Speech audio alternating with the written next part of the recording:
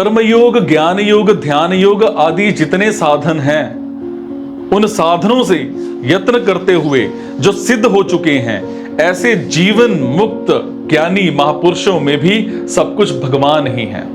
इस प्रकार भगवान के समग्र रूप को यथार्थ रूप से अनुभव करने वाले प्रेमी भक्त दुर्लभ होते हैं। वो सिद्ध अर्थात जीवन मुक्त पुरुष अपनी स्थिति मतलब मुक्तावस्था से असंतुष्ट हैं और उनके अंदर परम प्रेम मतलब अनंत रस को प्राप्त करने की उत्कंठा है, भूख है।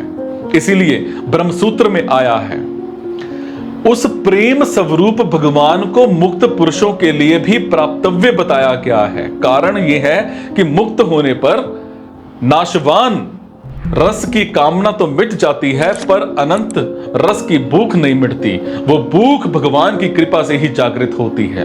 मतलब है कि जो भगवान पर श्रद्धा विश्वास रखते हुए साधन करते हैं, जिनके अंदर भक्ति के संस्कार हैं, उनको भगवान ज्ञान में संतुष्ट नहीं होने देते, उसमें टिकने नहीं देते और उनकी मुक्ति के रस को फीका कर देते हैं।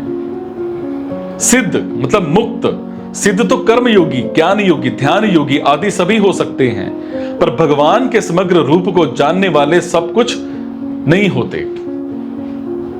वो यत्न करते हुए अपनी पद्धति से सिद्ध तो हो गए, पर मेरे समग्र रूप को नहीं जान सके। कारण कि मेरे समग्र रूप को पराभक्ति से ही जाना जा सकता है। भगवान के समग्र रूप को भगवान की कृपा से ही जाना जा सकता है, विचार से नहीं। अर्जुन ने भी गीता सुनने के बाद भगवान से कहा कि आपकी कृपा से मेरा मोह नष्ट हो गया और स्मृति प्राप्त हो गई। जैसे दूध पिलाते समय गाय अपने बछड़े को स्नेह पूर्वक चाटती है, तो उससे बछड़े की जो पुष्टि होती है वो केवल दूध पीने से नहीं होती। ऐसे ही भगवान की कृपा से जो ज्ञान होता है वो अपने विचार से नहीं होता, क्योंकि विचार करने में खुद की सत्ता रहती है। सिर्फ निर्गुण को जानने वाला परमात्मा को तत्व से नहीं जानता, हालांकि सगुण निर्गुण दोनों को समग्र को जानने वाला ही परमात्मा को तत्व से जानता है। कर्म योग से शांत आनंद की प्राप्ति होती है, मतलब शांति होती है, क्योंकि संसार के साथ संबंध होने से ही अशांति होती है। कर्म योग से संसार का संबंध विच्छेद होने से शांति प्राप्त होती है। ज्ञान योग से अखंड आनंद की प्राप्ति होती है। अखंड आनंद को निजानंद भी कहते हैं, क्योंकि ये अपने स्वरूप का आनंद है।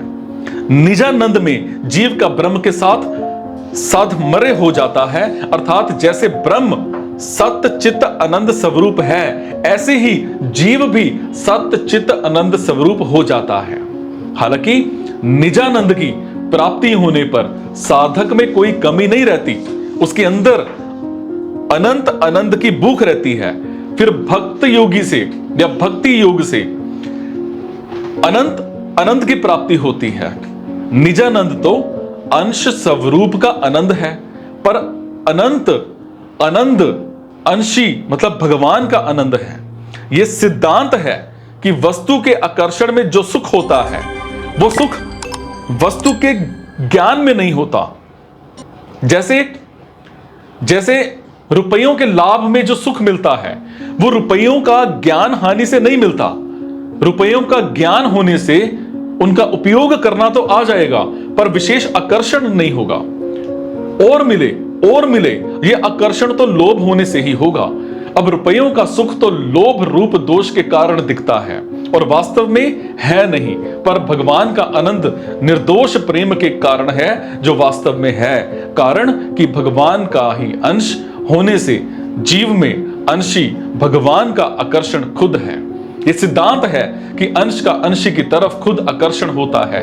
जैसे पृथ्वी का अंश होने से ऊपर फेंका गया पत्थर खुद पृथ्वी की तरफ खींचता है, अग्नि खुद सूर्य की तरफ खींचती है, नदियां खुद समुद्र की तरफ खींचती हैं। हमें भगवान की जरूरत क्यों है? इस पर विचार करें तो मालूम होगा कि हमारी कोई ऐसी जरूरत है जिसको हम ना तो अपने द्वारा पूरी कर सकते हैं और ना संसार के द्वारा ही पूरी कर सकते हैं। दुखों का नाश करने के लिए और परम शांति को प्राप्त करने के लिए हमें भगवान की जरूरत नहीं है, कारण कि अगर हम कामनाओं का सर्वथा त्याग कर दें तो खुद हमारे दुखों का नाश होकर परम शांति की प्राप्त हो जाएगा, अर्थात हम मुक्त हो जाएंगे। हमें परम प्रेम की प्राप्ति के लिए ही भगवान की जरूरत है, क्योंकि हम भगवान के ही अंश हैं। जो मनुष्य सांसारिक दुखों से छूटना चाहता है, पराधीनता से छूटकर स्वाधीन होना चाहता है, उसकी मुक्ति हो जाती है। परंतु जो मनुष्य संसार से दुखी होकर ऐसा सोचता है कि कोई तो अपना होता जो मेरे को अपनी शरण लेकर अपने गले लगाकर मेरे दुख, मेरे संताप, मेरे पाप, अभाव, भय, नीरसता आदि को हर लेता, उसको भक्ति प्राप्त हो जाती है। मतलब यह हुआ कि मुक्ति पाने के लिए ईश्वर की जरूरत नहीं है, हालांकि भक्ति पाने के लिए ईश्वर की जरूरत है। जब मनुष्य इस बात को जान लेता है कि इतने बड़े संसार में, अनंत ब्रह्मांडों में, सारे के सारे ब्रह्मांडों में कोई भी वस्तु अपनी नहीं है, हालांकि जिसके एक अंश में अनंत ब्रह्मांड है वही अपना है। सब उसके अंदर भगवान की जरूरत का, आवश्यकता का अनुभव होता है, कारण कि अपनी वस्तु वही हो सकती है जो सदा हमारे साथ रहे और हम सदा उसके साथ रहें, जो कभी हमारे से अलग ना हो और हम कभी उससे अलग ना हो। ऐसी वस्तु भगवान ही हो सकते हैं। अब प्रश्न ये उठता है कि जब मनुष्य को भगवान की जरूरत है तो फिर भगवान मिलते क्यों नहीं? इसका कारण यह है कि मनुष्य भगवान की प्राप्ति के बिना सुख आराम से रहता है, वो अपनी जरूरतों को भूले रहता है, वो मिली हुई वस्तु, योग्यता और सामर्थ्य में ही संतोष कर लेता है। अगर वो भगवान की जरूरत का अनुभव करे, उनके बिना चैन से ना रह सके, तो भगवान की प्राप्ति में देरी नहीं है, कारण कि जो नित्य प्राप्त है उसकी प्राप्ति में क्या देरी?